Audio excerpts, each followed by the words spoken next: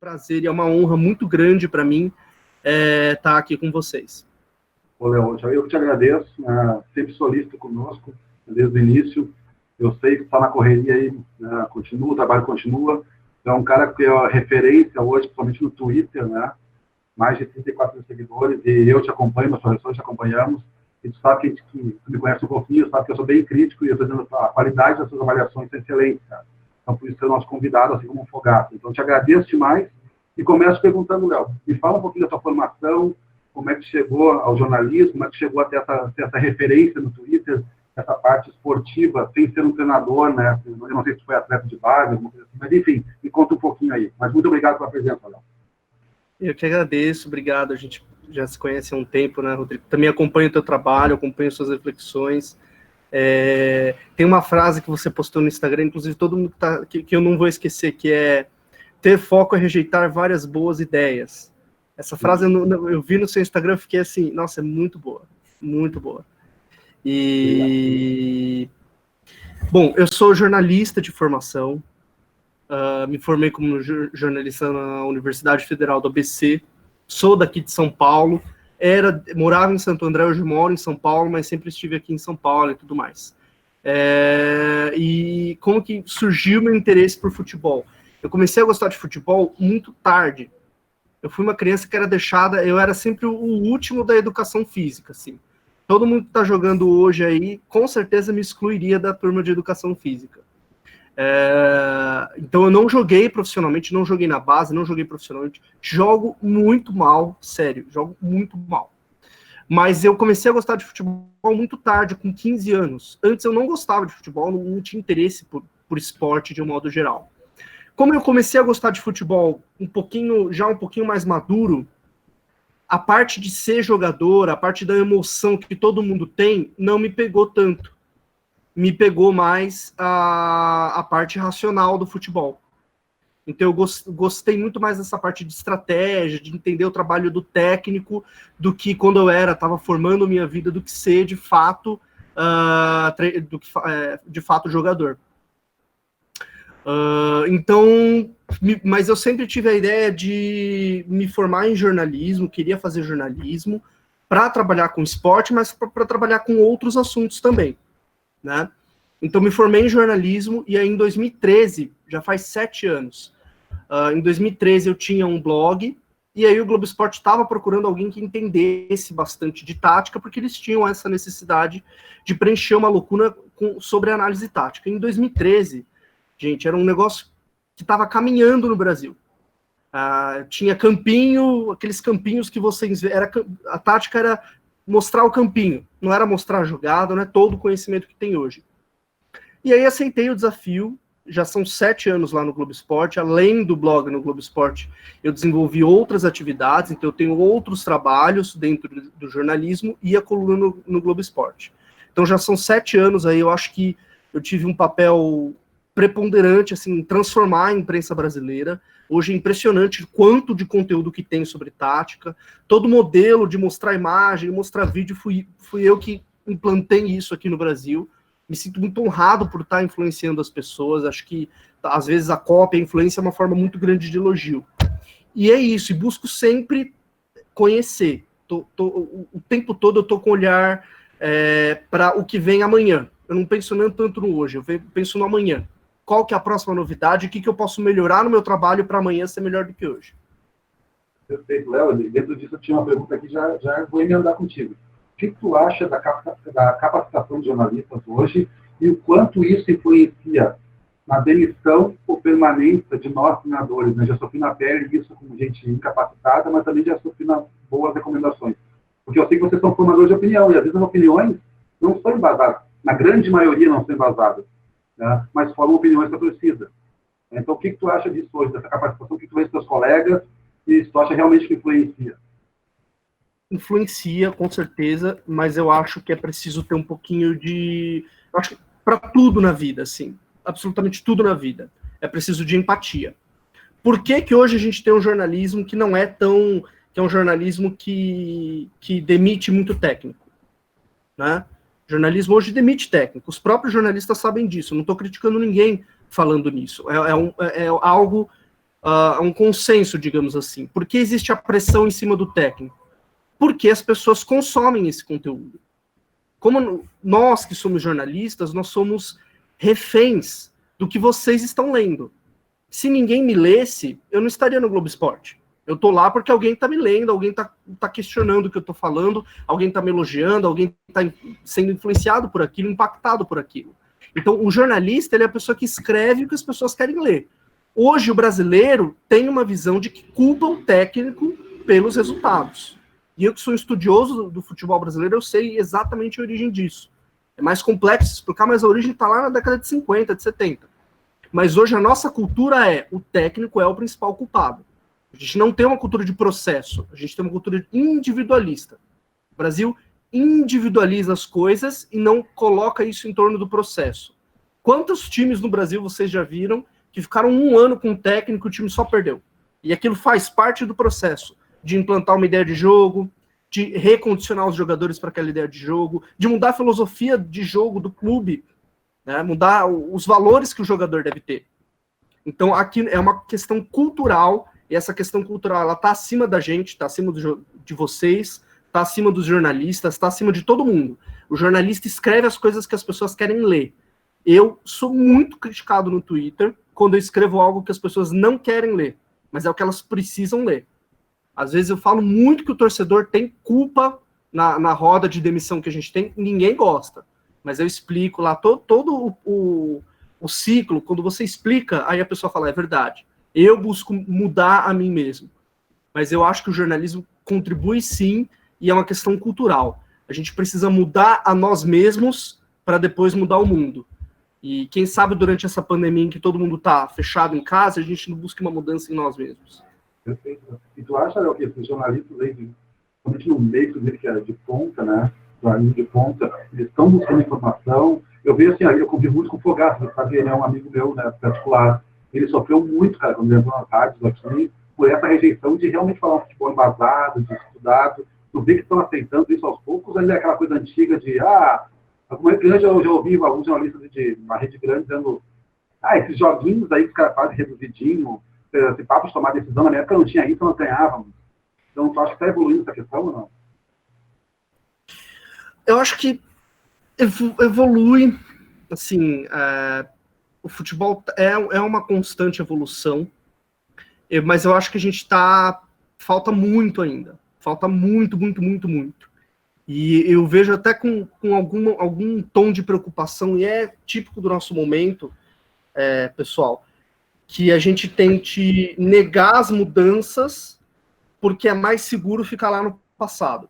Muita gente tenta negar a mudança do jogo no futebol para não perder emprego, para não perder jornalista também, técnico, jogador, para não perder um certo status quo, uma certa amizade.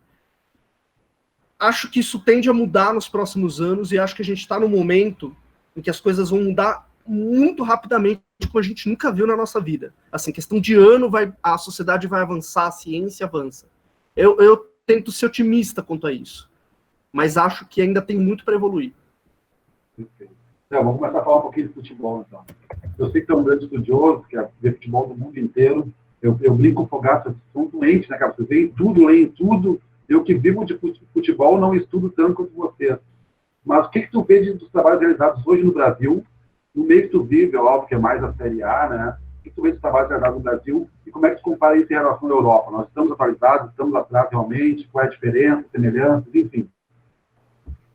Eu parto do pressuposto que a gente não dá para avaliar os técnicos aqui do jeito que a gente avalia na Europa. Porque os técnicos aqui têm muito menos tempo e condições de trabalho do que eles têm na Europa. Não dá para avaliar. É tipo você avaliar o que jogava o jogador em 1970 do que jogava hoje. São realidades diferentes. Eu acho que são realidades completamente diferentes, são mundos diferentes. É a mesma coisa, por exemplo, o futebol, ele é incrível, porque o jogo é incrível, porque tudo que você fala no jogo tem na vida. Eu não posso falar de passar fome porque eu nunca passei fome. Eu passei dificuldade na minha vida. E eu vejo que pessoas que não passaram dificuldades têm outro modo de ver. E elas não conseguem se colocar na realidade do outro. Eu acho que a gente precisa se colocar na realidade aqui dos técnicos brasileiros.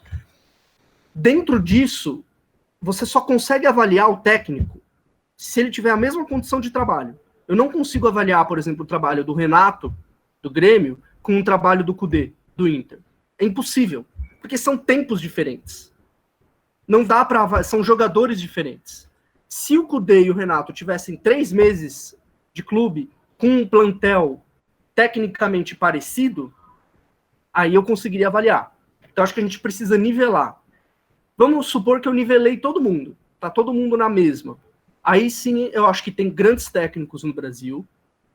Acho que tem técnicos que têm uma visão mais ultrapassada de futebol. E quando a gente fala ultrapassado, a gente não está criticando. Porque o futebol, você pode vencer jogando de uma forma ultrapassada. O futebol, ele é democrático. Se a bola entrar na rede, você venceu. Pode não durar muito tempo, pode ser feio de ver, pode não ser o que você quer, mas se a bola entrar na rede, você venceu. Eu acho que tem sim técnicos com uma visão ultrapassada, e os trabalhos deles, ao longo dos anos, mostram isso, e acho que tem uma geração muito boa, que é uma geração nascida no final da década de 70, de 80, que está chegando aos clubes de base, está chegando aos clubes grandes, está tendo as primeiras chances como treinador efetivo. Esses treinadores, eles vêm com uma mentalidade de resgatar, não de resgatar, mas eles vêm com a mentalidade do futebol brasileiro, eles entendem o DNA do futebol brasileiro, mas eles entendem do que o jogo hoje pede, em questão de tomada de decisão rápida, em questão de ações de alta intensidade, em questão de preparo físico. Então eles vão conseguir aliar isso. Eu acho que a nova geração aqui no Brasil é muito boa, e ela vai decolar quando os clubes realmente derem chance e tempo de trabalho para eles fazerem um trabalho a longo prazo. Perfeito. Léo, uma pergunta que eu acho que várias vezes você tem que responder. Se tu fosse treinador, qual seria a tua ideia de jogo hoje? Pode falar por fase do jogo, que os meninos nossos, para te entender, Léo, nós trabalhamos hoje no Rio Grande do Sul, tá dizendo, né? Mas no Brasil inteiro é assim, por fase do jogo semanal. Tá? Então eles trabalham uma mesma fase na semana sempre. São 2 treinos por semana, e dentro da metodologia sistêmica, de tomar decisões, tipo, tu vê exercício hoje no Twitter lá, é aquela realidade. Porque eles se preparam para embarcar para os Estados Unidos e jogar um futebol universitário lá e ganhar a bolsa em contrapartida. Esse é o nosso maior nicho. Nós somos a maior empresa da América Latina nisso. São 60 séries do Brasil. Então, tu pode falar bem tecnicamente que os meninos entendem. Qual seria o teu modelo de jogo hoje ideal? Claro, se puder contratar e puder aceitar, o teu modelo de jogo ideal e o sistema tático teu preferido, ou faria variáveis, enfim. Quero ver o Léo Miranda treinador. Olha, meu modelo de jogo, eu acho assim, aqui para o Brasil, eu não acredito, não é que eu não acredito, eu acho que um time propositivo, um time que avança até o campo de ataque e tenta furar a linha de defesa, tenta atacar através de trama de passe, de jogada coordenada, eu acho que aqui no Brasil demora muito para ser feito. Como treinador, eu buscaria tentar mesclar um time que pudesse ter uma organização ofensiva complexa, mas um time que pudesse reagir muito rápido às ações após ganhar a bola. Então eu pautaria, o meu modelo seria muito parecido com o modelo do Klopp no Liverpool, mas o Klopp na temporada passada, quando ele chegou na final e perdeu. Vamos popularizar aqui. Eu jogaria fechadinho no contra-ataque. Por que eu jogaria fechadinho no contra-ataque? Porque no Brasil é difícil atacar. Os times, você demora muito tempo para atacar, e a cultura do jogador aqui, a gente gosta de jogador que passa da linha da bola. O jogador brasileiro adora passar da linha da bola. Zagueiro não gosta de passar. Mas tem muito volante que passa, tem muito atacante que passa. Então eu buscaria um time mais reativo nesse momento, para depois evoluir se eu tivesse tempo no clube. Mas eu estou me adequando à realidade. O modelo de jogo ideal seria um modelo de jogo próximo do Klopp. Não teria amplitude de um lado para combinar, para ter superioridade numérica, e aí inverte a jogada quando chega na área. Eu acho que isso é o que casa mais com as características daqui do Brasil. Perfeito. Galera, tranquilo aí? Estão escutando bem? Me fala pelo chat, por favor. Léo, quais os pontos que tu vê que os atletas brasileiros hoje estão acima do mercado europeu? E quais os pontos que tu vê que estão abaixo? Assim, tu acredita que o que a gente pode ensinar ainda para o futebol, em termos de atleta mesmo, não de treinador, né? E o que tu vê em termos de negativo também? Pô, nossa atleta, nossa má defesa errada, enfim. Obrigado, galera. Tranquilo. Depois a gente vai responder todas as perguntas, viu, galera? Mandem aí que vai ser um prazer conversar com vocês. Eu acho que aqui no Brasil a gente tem a questão do improviso. Improviso, mas galera, improviso não é drible. Improviso não é um lançamento bonito, um passe bonito. Improviso é uma tomada de decisão dentro daquilo do jogo muito inventiva. O jogador brasileiro tem um 1 a 1 muito forte, consegue fazer coisas diferentes, mudar muito, porque a gente vem da cultura de futebol de rua. Futebol de rua é um futebol caótico, muito sem regra. O futebol é caótico em todos os lugares, mas no futebol de rua, você não tem regra. Qualquer um que joga futebol de... O que é jogar futebol de rua? Você está sempre com um marcador, você está sempre driblando e finalizando, né? Isso é futebol de rua. Então a gente tem muito essa cultura, esse gesto técnico no Brasil, ele é muito natural. O jogador finaliza muito bem, passa muito bem, dribla muito bem. Mas a gente ainda não tem a inteligência espacial que os jogadores europeus têm. O que é inteligência espacial? É o que o De Jong faz no Barcelona. Ele apoia, toca de primeira, apoia de novo, toca de primeira. É o que o Xavi e o Iniesta faziam no Barcelona. Apoia, toca de primeira, consegue inverter o lance pressionado. A gente ainda não tem esse tipo de jogador. Tanto é que o Brasil sempre produziu grandes laterais que atacavam, grandes zagueiros, grandes primeiros volantes, ou grandes meias, grandes atacantes, grandes centroavantes. E o meio-campo? A gente não tem na história um grande meio-campista como o Xavi. Qual que é o grande meio-campista do Brasil? Falcão. Quem viu a reprise dos jogos de 82 semana passada, viu o Falcão era praticamente um centroavante. Ele passava o tempo todo. Imagina o Paulinho em 2018. Era o Falcão. A gente precisa de alguém que pare a bola e pense o jogo sem ser tão técnico, mas sendo muito mais tático. Esse jogador o Brasil ainda não produz. Perfeito. Léo, nós temos uma comissão muito capacitada, tá? Nós temos hoje 6 núcleos, sendo que 3 só participam das aulas online e das competições e 3 são treinados. E nós somos o atual bicampeão da Golden Child, que é um regional bem nacionalizado, na verdade, que não teve campeonato nacional no ano passado, e o Rio Grande do Sul é campeão nesse setor da Next, da segunda série. Então, vou te passar meus treinadores para cada um fazer uma pergunta para ti, porque são caras muito capacitados. O professor João, de Porto Alegre, está online? Tô sim, Rodrigo, tô aqui. Vontade, cara. Fala, Leonardo. Tudo bem, cara? Tudo bem? Tudo bem. Te agradecer pela oportunidade aí, pelo tempo. Te dar os parabéns ali. Quando o Rodrigo te convidou, eu dei uma pesquisada ali, algumas postagens tuas. Gostei bastante aquela da Holanda e Brasil, né? Fala Depois eu fui assistir o jogo, né? Na época eu assisti como torcedor e depois eu assisti vendo de maneira diferente. A gente vê que o jogo não é bem quando tu tá no momento emocional e no momento mais concentrado, né? Mas legal, cara, parabéns. Eu queria te fazer uma pergunta, aproveitar que tu fez caracterizou aí o que tu faria no Brasil, no contexto. Eu concordo contigo que não dá para comparar trabalho, questão de contexto cultural, jogadores, ideias, enfim, mas eu gostaria que tu falasse, então, como um entendedor tático, como ocorreu o sucesso do Sampaoli, então, quebrando uma cultura brasileira? Eu acho que o sucesso do Sampaoli é muito interessante, porque quebra essa cultura brasileira. E aí o Sampaoli, ele tem uma didática e quase que uma loucura em termos de... Ele inspira quem está à volta dele para seguir aquilo, sendo um pouquinho louco, sendo intransigente como ele é. Ele inspira, ele tem uma didática, ele consegue passar essa ideia muito facilmente. Só que o Sampaoli não ganhou nada no Santos. O Sampaoli teve 75 milhões no Santos. O Sampaoli tomou goleadas que com outros técnicos significaria demissão dele. Então, ao mesmo tempo que o Sampaoli quebrou uma cultura, o Santos também precisou quebrar uma cultura para ele ter tempo, né? E aí o Santos, e eu acho que falta isso muito da gestão, e isso é gestão humana.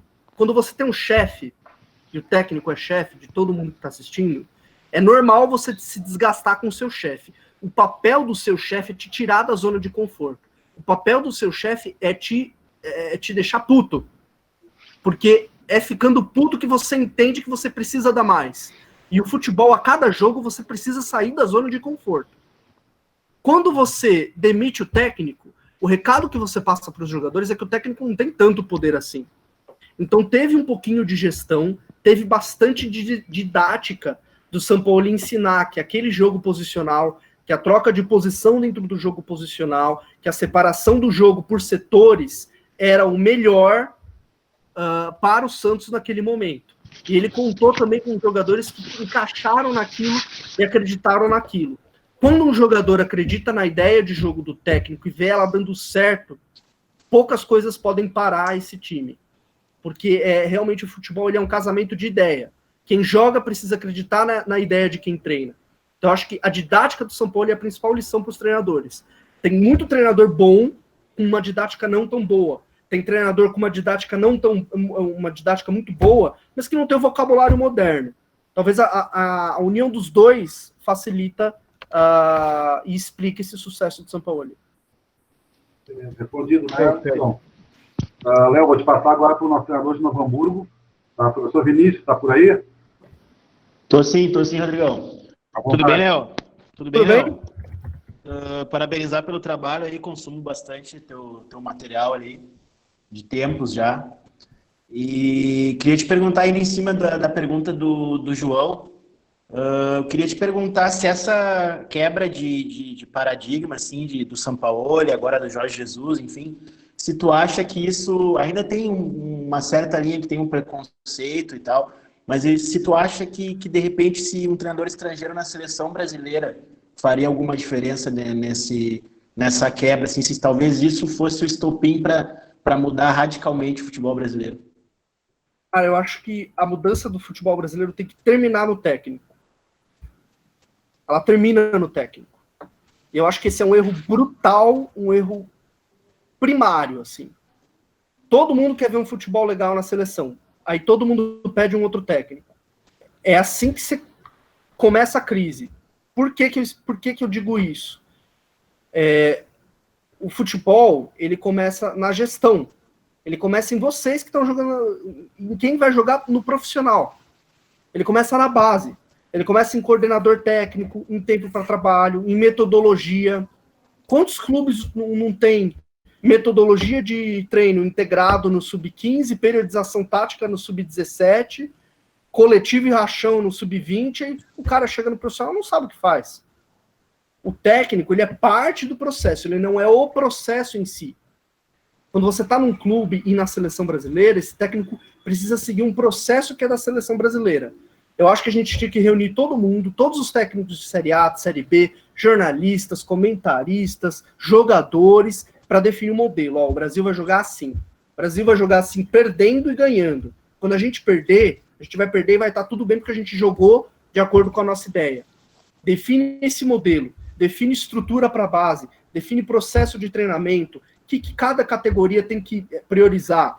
Uma categoria prioriza o jogo como diversão, que é sub-13, a outra categoria prioriza contato com a bola, a outra prioriza físico, inteligência tática, forma, organiza. A partir disso, você escolhe o treinador. O treinador não pode ser o cara que leva tudo para o clube.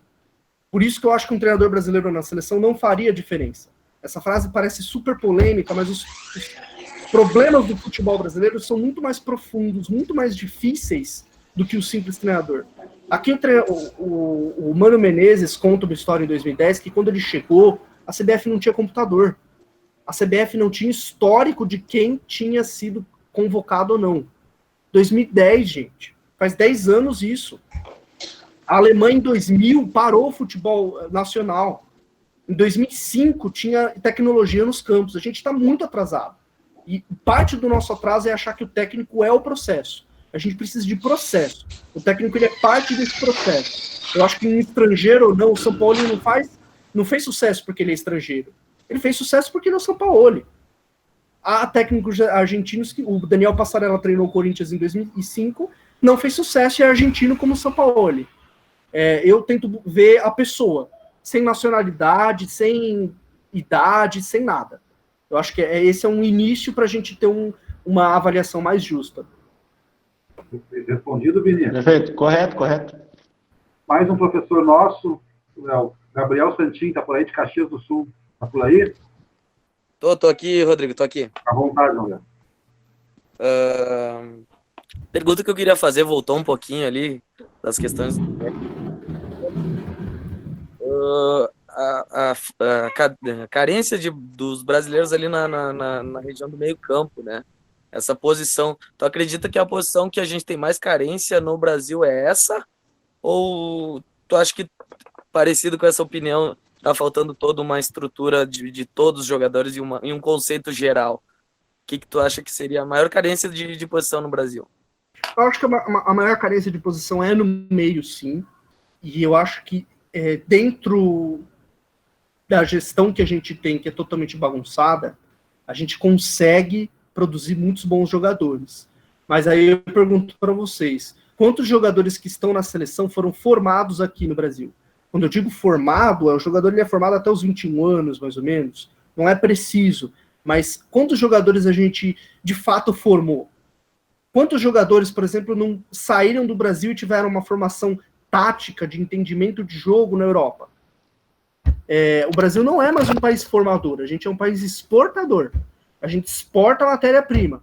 A gente exporta aquele cara que sai do futebol de rua sem medo de partir para 1-1, sem medo de iniciativa pessoal, sem medo de driblar. Aquele cara que erra e continua no jogo. Mas a gente não forma mais jogador com entendimento tático, porque o jogo mudou e o jogo aqui no Brasil não mudou. Então, eu acho que a carência é no meio-campo, sim, porque o meio-campo é o setor que você precisa ter um entendimento tático muito grande. Você percorre muito quilômetro, corre muito, passa muito, toca muito na bola durante poucos minutos, fica pouco com a bola, mas toca muito na bola. E a gente não tem esse jogador. O jogador brasileiro gosta de pegar na bola, conduzir. A gente adora jogador que conduz, olha para cima. No futebol mundial, a gente não tem mais esse tipo de jogador. A gente toca, passa, ocupa espaço, enfim. Esse tipo de jogador a gente precisa mudar um pouquinho o jogo aqui para produzir. E tem tipos e tipos. Você pode ter um Paulinho e um Casimiro no meio campo. Não tem problema. Mas você pode ter um meia central como o Firmino, como o Neymar, que busca, inverte posição e faz, cada um troca o papel. É tudo do estilo de jogo, do modelo de jogo do time. Por isso que falta discutir qual que é o modelo de jogo do Brasil. A gente não sabe. Perfeito. Léo, vou te pedir só um segundinho, porque a gente tem uma competição interna nossa, nesse momento de quarentena, que é através das presenças em todas as atividades que a gente faz. A gente faz aula online, a gente faz aula de inglês, tem os treinos, né, online, convidados como tu. Então, eu peço nesse momento que somente o pessoal da Next, do Rio Grande do Sul, Next, Rio Grande do Sul, coloque seu nome completo no chat e a sua sede, por favor. Somente Next, Rio Grande do Sul, coloque o nome completo e a sede, por favor. É a nossa chamada, Léo, depois a gente vê ali e faz a pontuação. Relaxa, tudo bem. Léo, já deu um aparato por cima, mas eu quero que você aprofunde um pouquinho mais. Impressionante como o cara tem conhecimento, que ele vai introduzir os assuntos que eu fiz aqui. Eu escrevi, né, cara? Estou vendo jornalista, viu, Léo? Estou vendo jornalista, de tanto entrevista que eu estou fazendo. O que tu acha do nosso trabalho de base hoje? Né? Tu deu um aparato por cima, eu quero que você aprofunde mais. Tu acha que estamos com profissionais capacitados? Estamos realmente formando atletas no Brasil? Fora isso, tu acredita num modelo de jogo só, na base inteira, um sistema de jogo só na base inteira, ou criar um leque de informações? Enfim, Léo, o que tu pensa do trabalho da base? Eu acho que os profissionais da base aqui no Brasil são fantásticos. São os grandes profissionais que a gente tem grandes profissionais. E a pergunta que eu vou dar é complexa. Aqui no Brasil a gente tem uma ideia. A resposta que eu vou dar, ela é complexa, mas eu acho que ela é esclarecedora. Aqui no Brasil a gente tem uma ideia muito grande. Quando alguém me fala qual é o esquema tático do técnico, eu falo, tanto faz. Qual que é o sistema tático do técnico? Eu falo também, tanto faz. Aqui no Brasil a gente acha que o sistema tático vem antes da liberdade de jogar. Ou a gente acha que vem antes ou a gente acha que vem depois. Então a gente acha que sistema tático é só uma coisa defensiva, só para marcar. Você tem que obedecer o sistema tático se você volta para marcar. Eu acredito numa formação, num modelo de jogo, e a teoria do modelo de jogo, ela parte disso. O modelo de jogo, ele é uma coisa, ele é uma orientação, ele é um norte para os jogadores. Dentro desse modelo de jogo, o jogador pode acrescentar tomadas de decisão. Então vamos supor que você é um ponta direito. No modelo de jogo, você pressupõe que o seu ponta busque a entrelinha e ocupe o espaço no adversário, que é geralmente o espaço onde o juiz está. O juiz está sempre muito bem posicionado. Então ele vai lá para perto do juiz, que é a entrelinha. Só que esse ponta, ele não gosta tanto de frequentar a entrelinha. Ele não curte tanto a entrelinha. Mas o modelo de jogo manda ele estar na entrelinha. Ele pode muito bem pegar e receber, fazer um facão na área, buscar o contato com o lateral e receber a bola como sendo basicamente um ponta. Ele está adicionando coisas do talento, da aptidão dele ao modelo de jogo. Eu acredito numa formação que equilibre a ideia de você definir o que vai acontecer na fase de jogo, de você ter um desenho para as fases de jogo, para atacar, para defender, de você ter comportamentos coletivos, porque o futebol é isso. Quando, por exemplo, quem está assistindo, provavelmente em algum momento, algum técnico de vocês pediu para que vocês se cansem, porque é chato pra caralho, para marcar depois de perder a bola. Perde, pressiona. Ah, mas não quero, tá cansativo. Beleza, você pode fazer de outro jeito, você pode cobrir a linha de passe do cara. Isso é comportamento. Dentro desses comportamentos, você pode adicionar coisas novas. Eu acho que a formação, principalmente na formação de jogador, você tem que ter sim um modelo de jogo. Em nenhum momento modelo de jogo prende talento, aprisiona nossos talentos, isso é uma besteira, tá? Mas você precisa também ter a ideia de que o jogador precisa ter liberdade, mais do que liberdade. A palavra certa é autonomia. De que o jogador bom é aquele que tem autonomia para tomar boas decisões durante o jogo. Ele não pode ficar preso apenas a buscar a entrelinha. Ele tem que buscar a entrelinha e entender por que ele está buscando a entrelinha. Mais do que perder a bola e pressionar. Ele tem que entender por que ele está perdendo a bola e pressionar. Porque tem momentos que se o cara que roubou a bola é bom e você tentar pressionar ele consegue dar um passe e ferra a sua defesa lá atrás. Tem momentos que você não precisa perder e pressionar. Tem momentos que você precisa perder a bola e recuar. Esse é o tipo de inteligência que o futebol tenta desenvolver hoje, a nível mundial, em alto nível. É esse tipo de inteligência de jogo que a gente tem que desenvolver na base. Não é uma inteligência pautada em só joga com base no teu talento, só o que você sabe. Ou uma inteligência com só segue o sistema tático, uma inteligência de autonomia de decisão. Tomar decisões inteligentes. Nós somos reflexos das nossas decisões. Todo mundo é reflexo das decisões de vocês. No jogo, o jogador é reflexo das decisões dele. É igual à vida. Perfeito. Então, está muito em voga agora o futebol, né, o jogo posicional. Né?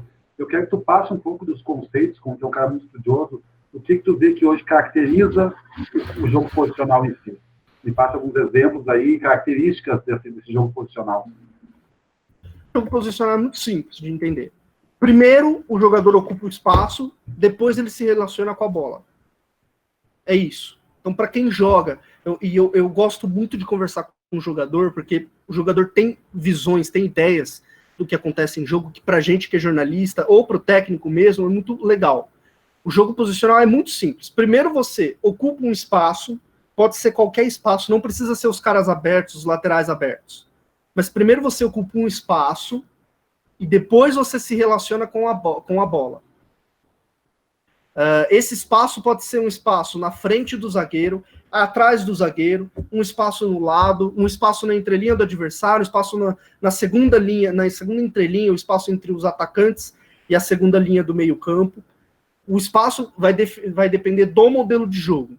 Mas para o jogo posicional para o jogo posicional funcionar, todo mundo precisa ocupar um espaço mais ou menos simétrico em campo. Ele depende muito da simetria. O que vai desorganizar o rival é a simetria dos espaços ocupados, não é o movimento do jogador. Isso é muito simplório, assim, é uma ideia muito simples para você entender o que é jogo posicional. Cara, fizer uma pergunta aqui, e colocaram assim lá em cima, eu estou tentando anotar algumas aqui. Tu acha que o jogador brasileiro está hipervalorizado? Ou tu acha que, na verdade, não? O que tu vê do jogador brasileiro? Ou tu acha que eles hipervalorizam também em termos de salário, de qualificação? O que tu acha desse mercado de jogadores? Eu acho que todos os jogadores estão hipervalorizados. Gente, não tem como pagar 75 milhões no Van Dijk do Liverpool. é muito dinheiro. Só que ao mesmo tempo, e aí a gente entra em economia. Eles estão hipervalorizados porque aqueles clubes têm muito dinheiro. Então, vamos supor que você tem um cara aqui, um clube que é dar 30, um clube que é dar 40, outro clube que é dar 75, ele vai valer 75. Todo jogador tá caro. E isso é reflexo do futebol que movimenta muito dinheiro. Não dá para avaliar o valor de um jogador pelo dinheiro. O valor de um jogador é avaliável por muitas variáveis, mas o dinheiro depende da variável econômica do clube. E eu acho, por exemplo, que aqui no Brasil a gente tem transferências de jogadores por um valor abaixo. Teria jogador brasileiro, talvez que se fosse europeu, seria vendido por um valor maior. Mas não é porque o jogador brasileiro é tão melhor ou pior, é porque os clubes lá têm mais dinheiro. Se você tem mais dinheiro, você paga mais pela coisa. É a mesma coisa do que, por exemplo, quem está em Porto Alegre, quem está no Rio Grande do Sul. Se você vai pro Moinho de Deus, as coisas lá são muito mais caras do que na Zenha. Aqui em São Paulo, as coisas são muito mais caras no centro do que na Zona Leste, que é um bairro pobre. Por quê? Porque quem está naquele lugar paga mais por aquilo, tem mais dinheiro, movimenta mais dinheiro. Então, acho que o valor do jogador não é medido por dinheiro. Em alguns casos, como Messi, Cristiano Ronaldo, eles são fora de série. Mas, normalmente, se paga muito e esse é um problema da inflação do futebol. Perfeito.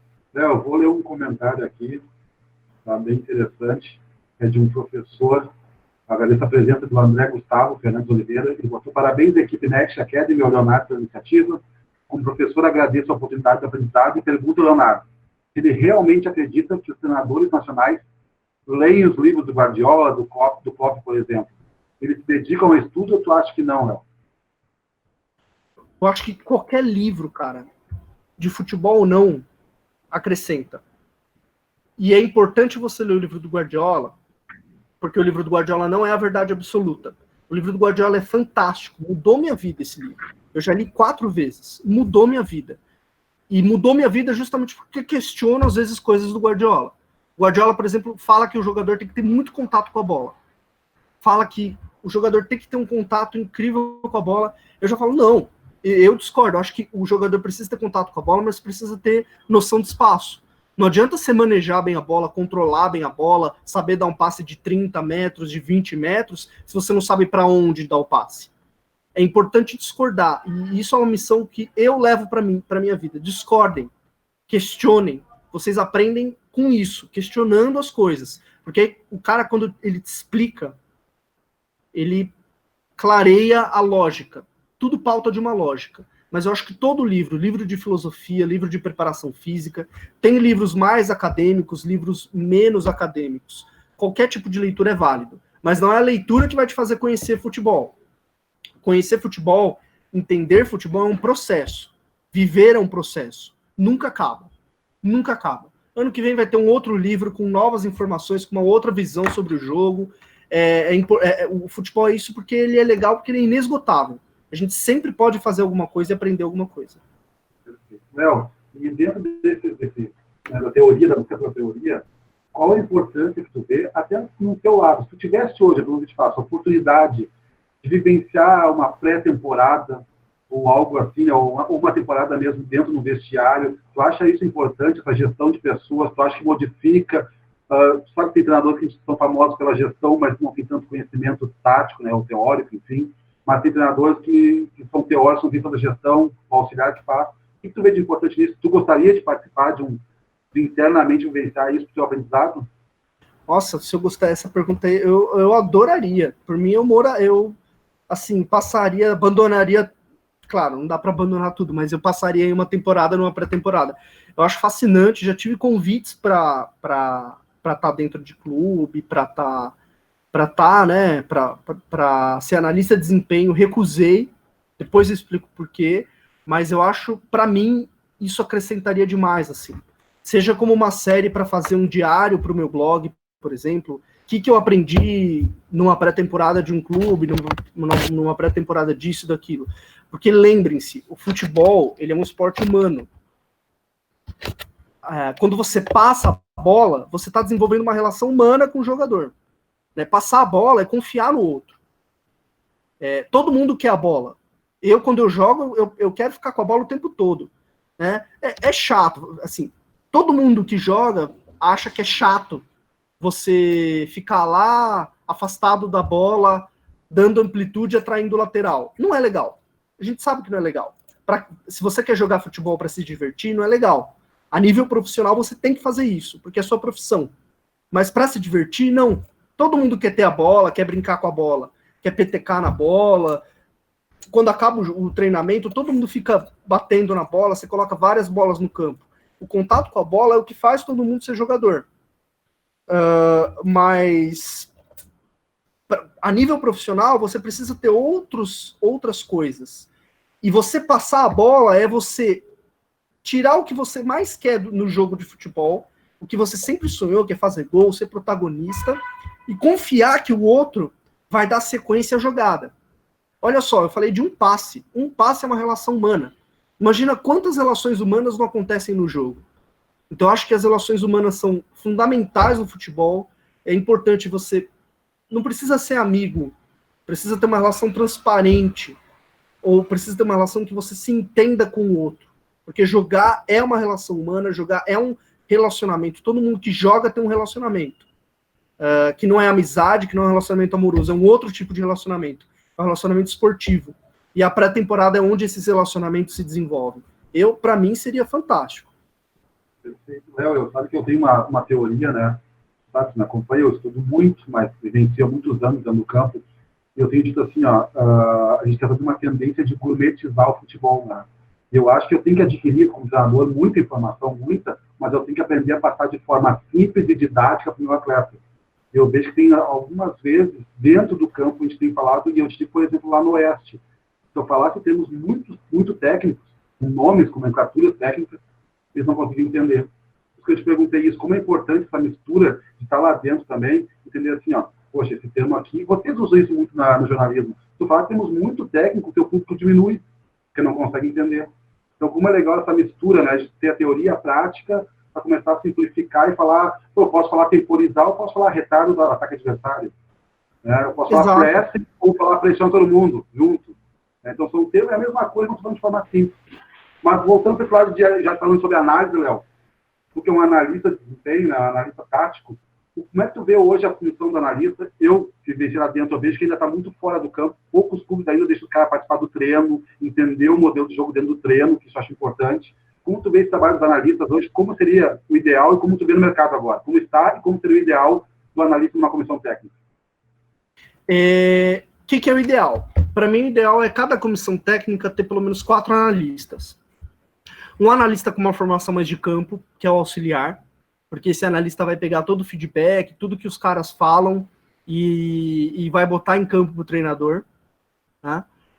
E aí, mais 3 analistas que podem participar do treinamento em campo, mas 3 analistas focados em analisar o adversário, analisar o jogo, e aí, normalmente, nos clubes, eles têm essa figura que é a mais valorizada hoje, que é o analista de mercado, que é o cara que vê o mercado, vasculha o mercado e busca as informações daquele jogador para aquele modelo de jogo.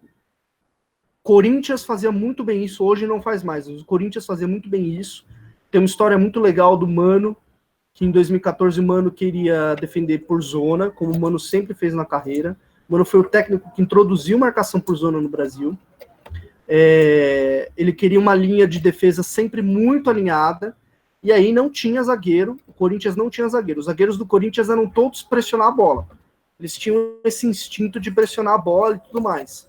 E aí ele indicou vários nomes. Indicou, se não me engano, o Balbuena, que veio depois para o Corinthians, e o Pablo, que fez parte da campanha brasileira, do Campeonato Brasileiro. E aí eles tinham um jogador na base do Corinthians, que era o Felipe. E o Felipe era um jogador que tinha um bote muito ruim, era um jogador que não tinha velocidade, mas era um jogador que tinha um senso de posicionamento muito grande. E foi o analista de desempenho que conseguiu entender isso. Hoje o trabalho do analista é ajudar o treinador a fazer os jogadores entenderem o modelo de jogo do treinador e fazer o treinador entender os jogadores que ele tem. É um processo que se alimenta. É um processo contínuo. Eu acho que hoje o mercado está muito bom no sentido de há clubes finalmente pagando bem para o treinador, para os analistas, desculpa, valorizando o papel dos analistas de desempenho. Boa parte dos clubes tem analistas do clube que ficam no clube quando o treinador é demitido. E hoje a figura mais valorizada é o analista de desempenho de mercado, porque ele que dá lucro para o clube. Por exemplo, Felipe Aguilar, contratação do Atlético Paranaense. Veio do Santos para o Atlético Paranaense, né? Foi um pedido do Dorival. O Dorival queria um zagueiro de boa saída. O scout do Atlético Paranaense puxou todos os zagueiros que eles viam, avaliaram nível de passe, intensidade, força, quanto passe quebrava a linha, passe pressionado, passe para o goleiro. Chegaram em 3. O Atlético Paranaense falou, temos tal grana, vamos contratar tal jogador. Chegaram no Felipe Aguilar. Esse é o analista mais valorizado hoje. Mas eu acho que o analista de campo tem muito a contribuir. Tornaria os times mais unificados, diminuiria o tempo que os times precisam para, enfim, expor a ideia de jogo. Léo, tem uma pergunta muito legal aqui, deixa eu ver de quem foi. Eu achei muito inteligente, uma pergunta simples e inteligente, que a galera precisa, muito útil para nós. Foi do Luiz Felipe Klein. Boa noite. Em relação aos livros, quais seriam os top 5 relacionados para ti? Os top 5, desculpa, não entendi.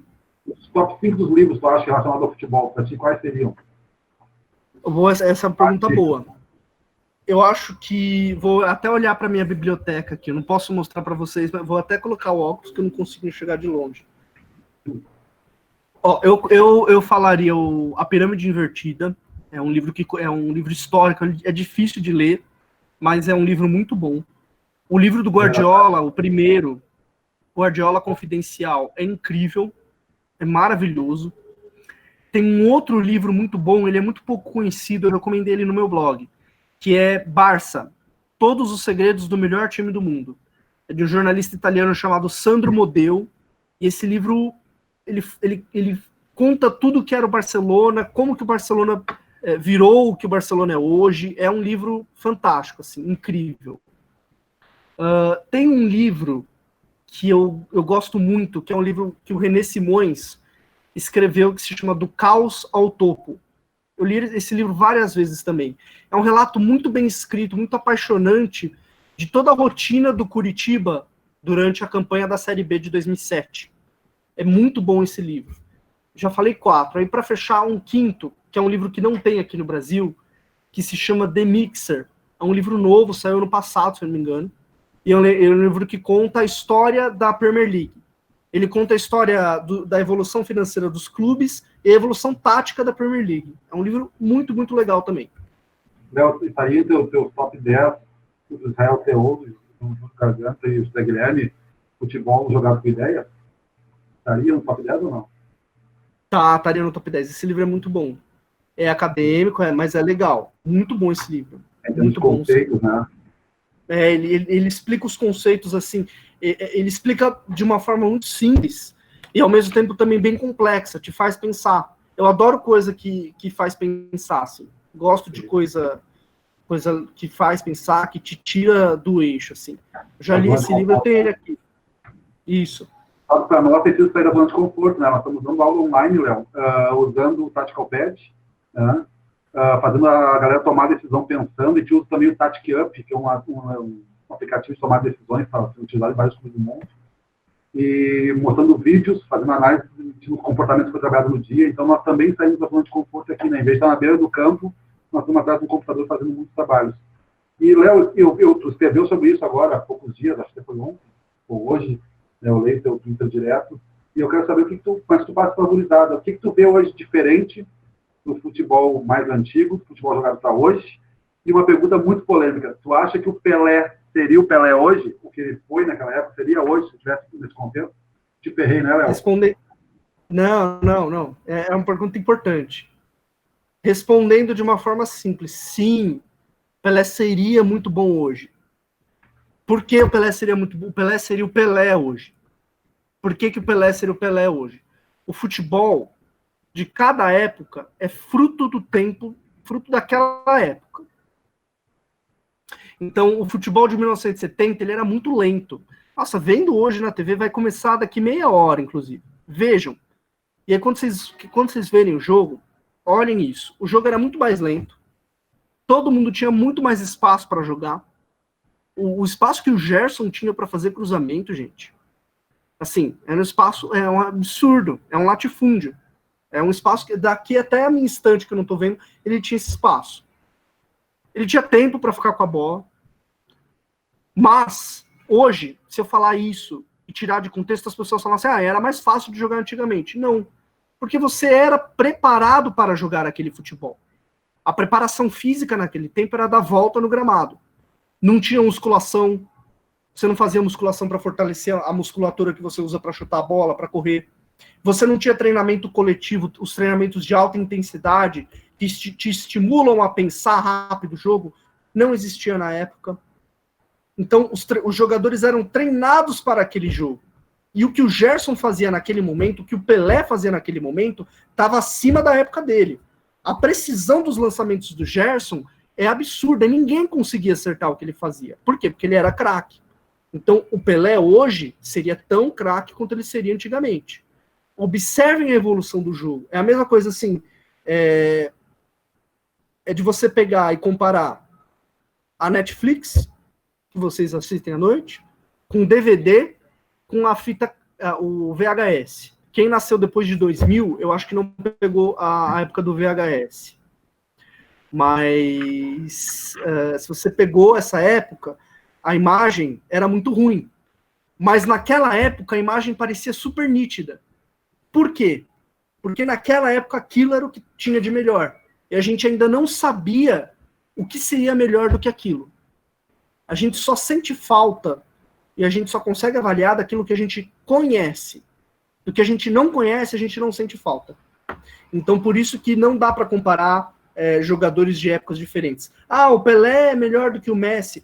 O Messi é o que a gente tem de melhor hoje, o Pelé é o que foi o que a gente teve de melhor na década de 60 e 70. Eu acho que o melhor de todos os tempos deve ser uma comparação o quanto esses caras estavam acima dos outros naquela época. Eu ainda fico com o Pelé, eu acho que o Pelé estava mais acima do que os outros do que o Messi. Porque o Messi está muito acima de todos os outros. O Pelé estava muito acima de todos os outros.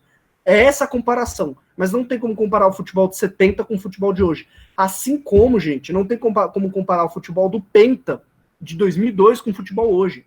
É um outro jogo, parece outro esporte. Porque o futebol muda. E daqui a 20 anos, mais ou menos daqui a 20 anos, a gente vai estar falando, nossa, como em 2020 o Barcelona era lento, né? Por quê? Porque o futebol vai mudar. Perfeito. O futebol evoluiu de tal maneira que hoje existe pesquisa sobre fadiga mental, né? Cognitivo, tomar decisões. O que tu vê, fora essa parte tecnológica, que tu acha que pode evoluir o futebol? Em sistema tático, em metodologia, em modelo? O que tu acha que é a tendência aí do futebol moderno agora em diante, né? Aqui nos próximos 5 anos, né? Vai mudar muita coisa. O que tu acha que vai ter evolução? O que tu prevê? Minha resposta vai ser super polêmica, porque é normalmente isso que as pessoas reclamam que tem menos, né? Todo mundo viu assim, o futebol de antigamente era muito mais técnico, porque tinha mais espaço. Hoje, ninguém mais bate bem na bola, não tem mais gol de falta. Eu acho que a próxima evolução do futebol é técnica. E tem um cara que tem essa mesma opinião do que eu, mas eu vou falar depois. Ele me convenceu, assim, numa entrevista. Claro que não tete a tete, porque eu ia ficar tremendo se eu entrevistasse ele. Por que eu acho que a próxima evolução do futebol vai ser técnica? A gente está muito perto de um platô, de um nível de preparação física que o ser humano ainda não conseguiu evoluir. Por exemplo, os recordes de atletismo, eles estão permanecendo os mesmos nos últimos anos. Tem o Usain Bolt, que é acima do nível, e aí depois dele os recordes são muito, muito próximos.